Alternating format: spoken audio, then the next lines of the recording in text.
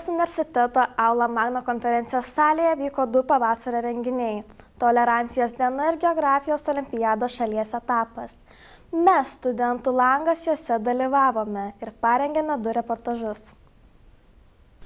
Balandžio 11 dieną Klaipėdos universiteto auditorijų ir konferencijų salės komplekse Aula Magna įvyko netgi 11-oji mokinių konferencija Tolerantiška mokykla saugi visuomenė.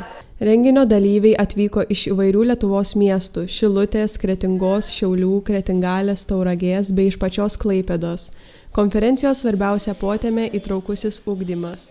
Paliestos įvairios temos – tolerancija, mokinių psichologinė savijauta, draugiška ir saugi aplinka bei daug dėmesio skiriama specialiųjų ugdymosi poreikių turintiems moksleiviams. Įvairios temos ir apie tai, ką mokiniai kalba, tai yra iš tikrųjų be proto svarbios temos, būtent visuomenė, bendruomenė ar ne, nes paliečia pagrindinės, opiausias problemas galbūt visuomenės, kur iš tikrųjų nereikėtų tylėti, reikėtų kalbėti. Plačiau apie šią idėją papasakojo pedagogikos katedros profesorė, daktarė bei pagrindinė renginio organizatorė Ilona Klanienė. Dar ir traktuojam tą konferenciją kaip susitikimas, kada visi studentai, dėstytojai, moksleiviai, absolventai susitinka ir būtent dėl labai gražios idėjos, kaip mums gyventi būnant skirtingiam, bet tuo pačiu panašiem ir kaip gyventi kartu.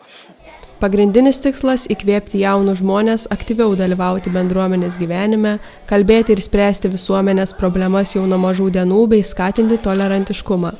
Dalyviai sunkiai dirbo, įdėjo daug pastangų ruošdami išskirtines prezentacijas, kūrė filmukus, kalbino mokyklos bendruomenę bei daug domėjosi. Tai būtent ir skatina tai, kad jų tie nestandartiniai sprendimai ir kaip įdomiai jie pristato, tai aš tikrai drąsiai sakau, mes dar iš jų pasimokome iš tikrųjų. Padėkos žodį dalyviams, mokytojams ir visiems organizatoriams tarė Klaipėdos universiteto rektorius, profesorius bei daktaras Artūras Razbadauskas. Jis ypatingai džiaugiasi moksleivių pasiekimais ir tokia gražia net 11 metus puoselėjama tradicija. Ar esate patenkinti, kad olimpiada vyksta Klaipėdoje? Žinoma, labai, oras tarsi užsakytas būtų. Gegužės 2 įvyko jau tradicija tapusi Lietuvos mokinių geografijos olimpiada. Šiais metais 9-12 klasių mokiniai iš įvairių Lietuvos miestų rinkosi Klaipėdos universiteto Aula Magna konferencijų salėje. Kaip ir kasmet dalyvių skaičius gausus, parodyti geografinės žinias atvyko beveik 100 moksleivių bei virš 30 juos ruošusių mokytojų metodininkų. Dalyvauja apie 80 moksleivių iš skirtingų Lietuvos mokyklų.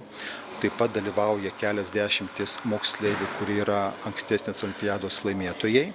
Ir taip pat dalyvauja daugiau nei 30 geografijos mokytojų, metodininkų, ekspertų iš skirtingų Lietuvos mokyklų. Geografijos mokytoja ekspertė Angelė Pakamorienė neslepia, kad geografija yra itin svarbi. Geografija yra toks mokslas, kuris apima visus 17 darnaus vystymosi tikslų. Tai yra mokslas, kuris mus moko, kaip žmogus gyvena dabar, kokių problemų jis turi dabar, kaip jisai jas gali spręsti ir kaip išsprendė šitas problemas jis geriau gali gyventi ateityje. Viena iš organizatorių Stasė Alenskienė sako, kad pasiruošimas 36-ąją geografijos olimpiadai buvo nesudėtingas ir be didelių išbandymų. Kad labai daug iššūkių nėra, kadangi šitai olimpiadai ruošiasi mokiniai labai entuziastingai, labai stengiasi. Organizacijos, mokyklos, šiuo atveju ir Klaipėdos universitetas, kuris priima visą laiką labai geranoriškai sutinka, padeda. Taigi tokių didelių iššūkių nėra. Lietuvos geografijos mokytojų asociacijos prezidentas Rytis Šalna teigia, kad vienas iš olimpiados tikslų – galimybė mokiniams pasivaržyti. Tikslų turbūt daug yra. Visų pirma, nepamirškime, kad į šią olimpiadą atvažiuoja labai gabūs mokiniai arba gabiausi mokiniai, kurie domisi geografija. Tai vienas iš tikslų yra sudaryti galimybę mokiniams pasivaržyti, kokios jų geografinės žinios, kokie geografiniai įgūdžiai. Dalis olimpiados vyks aplinkoj, gamtoj, todėl mums labai svarbu, kad jie ne tik rodytų savo žinias, bet mokėtų suprasti aplinką, kurioje jie yra. Ir aišku, labai svarbus dalykas tai yra mokinių bendravimas tarpusavėje, tai irgi vienas iš olimpiados tikslų. Vis dėlto, olimpiados dalyviai susidūrė su įvairiais sunkumais - informacijos gausa, nežinomybė, kokios užduotės laukia, o kai kuriems nemenkas išbandymas ir esė rašymas. Geografija vis tiek labai platus mokslas, neapima tik tai vienos srities, ten kokių alienų, tai ir socialinė, ir gamtinė, daug sričių. Šiemet olimpiados tema kalnai, daug irgi sunkiau, daug visokių procesų. Sunkumų yra daug, bet turbūt pats sunkiausias yra esė ir parašyti ją. Visada reikia pagalvoti, reikia nemažai pasiruoštis, dėl to mokykloje nepakankamai išmoksti, ko reikia olimpiadoje.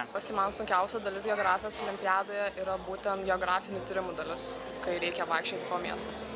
Belieka tikėtis, kad geografijos olimpiados šalies etapas vyks dažniau daugumos pamiltame uostamiestyje.